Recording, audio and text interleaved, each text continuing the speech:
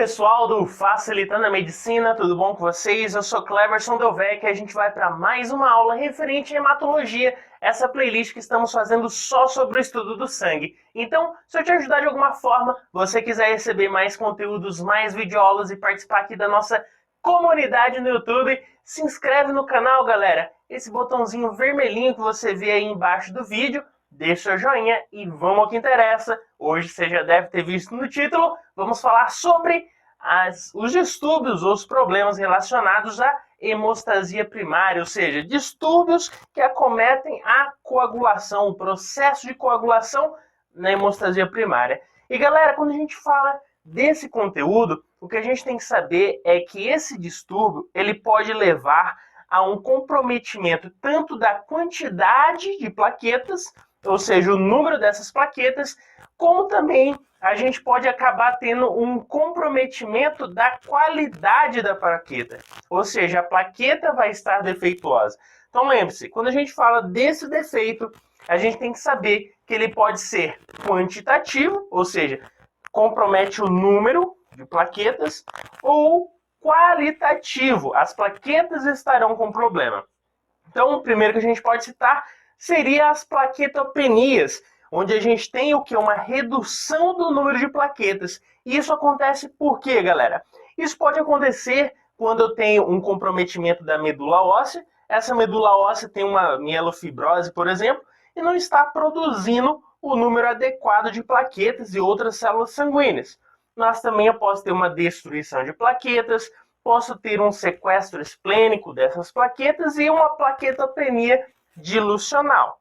Galera, então a gente falou de um tipo, que a plaquetopenia seria quando a gente tem uma diminuição no número de plaquetas, por vários motivos, comprometimento de medula óssea, falta de vitamina, como a vitamina B12, pode ser destruição esplênica lá no baço, pode ser vários motivos. Então, a gente tem uma diminuição do número de plaquetas. Nós também podemos ter uma plaquetopatia. Uma plaquetopatia é quando eu tenho problemas na estrutura da plaqueta. A plaqueta não faz o seu papel como deveria fazer.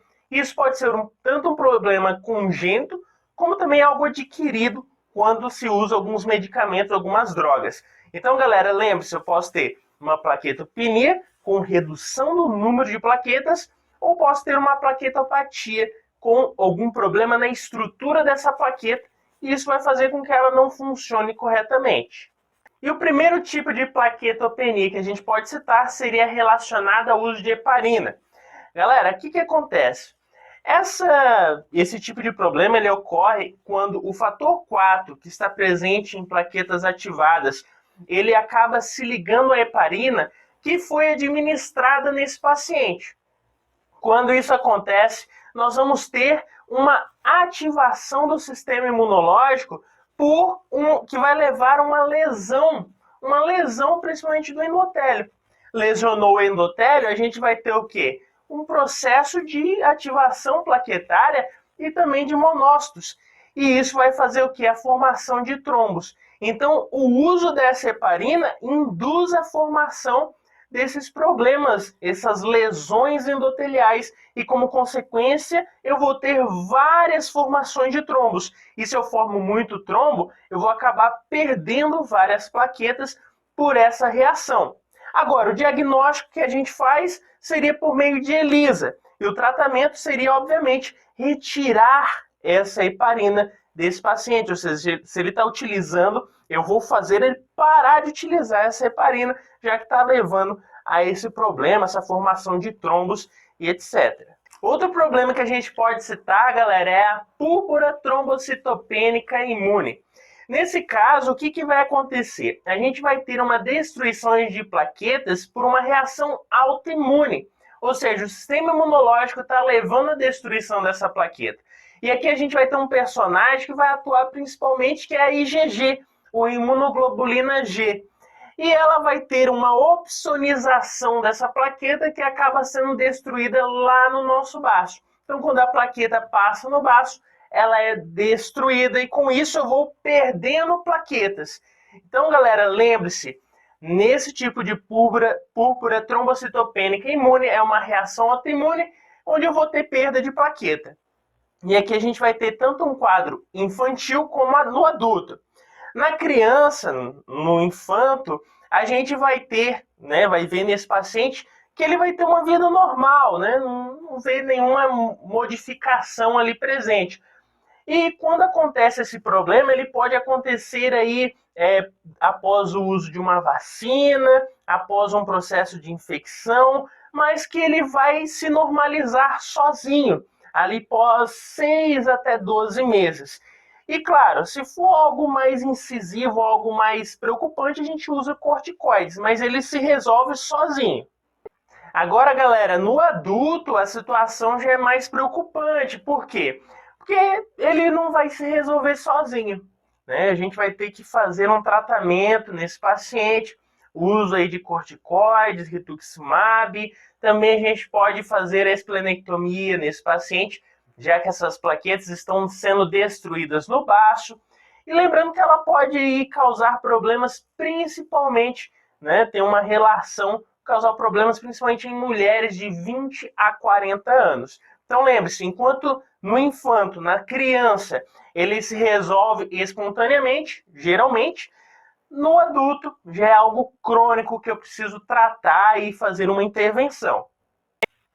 E galera, ainda a gente tem outro tipo de púrpura, a púrpura trombocitopênica trombótica. Nesse caso a gente tem uma microangiopatia. A gente vai ter a formação de vários trombos nesse paciente. E isso vai acontecendo exatamente por um defeito. Na fisiopatologia, a gente vai ter uma ativação do fator de von Willebrand de forma que ele não é freado. Ou seja, galera, o que vai acontecer é que a gente vai ter uma grande concentração de fator de von Willebrand nesse sangue, que vai levar até mesmo a lesão endotelial, formação de trombos de forma exacerbada, e eu não vou ter uma enzima chamada ADAM-ST13, que é fundamental para frear a ação desse fator de von Willebrand. Então, galera, como eu tenho a ausência ou o problema, né, nessa enzima ADAM-ST13, esse fator de von Willebrand vai estar exacerbado e vai levar a grande concentração aí de formação de trombos. Então nós vamos ter uma microangiopatia trombótica e disseminada, vai ocorrer vários trombos em vários locais. E claro, galera, se eu tenho vários trombos sendo formados, eu vou acabar perdendo plaqueta. Claro, tá tendo muito trombo, vou acabar perdendo plaqueta. E aí, o que a gente vê? No laboratório, a gente vê uma plaquetopenia, ou seja, o número de plaqueta vai estar reduzido. Claro, eu estou perdendo plaqueta porque tem muito trombo. A gente também pode encontrar uma anemia hemolítica nesse paciente, até porque esses trombos formam obstáculos para as hemácias que vão se chocar ali e podem ser destruídas. A gente, como tem uma grande destruição de hemácias, uma anemia hemolítica, a gente pode ter nesse paciente, no laboratório, o LDH elevado, bilirrubina indireta elevada. E o diagnóstico do paciente, se a gente for ver, a gente pode utilizar o laboratório, mas também a gente vê a alteração daquela enzima que eu te falei agorinha, a ADAM-ST13. Então, quando a gente vê o funcionamento dessa enzima ou a ausência dela, a gente já associa a essa púrpura trombocitopênica trombótica. O tratamento, galera, o que a gente faria? Vamos ver agora. Galera, pensa bem, se eu tenho uma grande concentração desse fator de von Willebrand no sangue, que está causando problema, está causando trombos, eu vou ter que fazer uma plasmaferese, né? Vou ter que limpar o plasma desse paciente para ver se, de certa forma, regula essa situação. Então, tratamento plasmaferese para limpar esse plasma e ver se ajuda esse paciente de alguma forma. Outra situação, galera, que a gente pode citar, além dessas púrpuras que a gente falou, além da plaquetopenia por heparina, a gente pode citar a síndrome hemolítica urêmica, que vai também levar a microangiopatias trombóticas nesse paciente por uma hiperativação do sistema complemento, ou uma via alternativa desse sistema complemento. E a gente vai ter até mesmo um comprometimento renal nesse paciente.